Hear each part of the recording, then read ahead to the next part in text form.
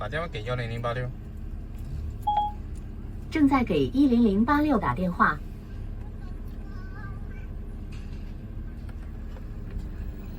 星级服务，让爱连接。